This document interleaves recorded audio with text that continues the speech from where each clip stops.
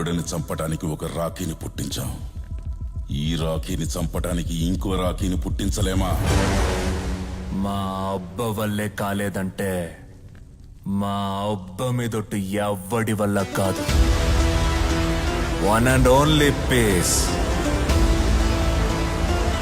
అమ్మ మాటిది కన్నా నీ కొరకు జన్మమన్నది ఒంటరి కడ వరకు ఎదలు బలమే నడిపే తోడుగా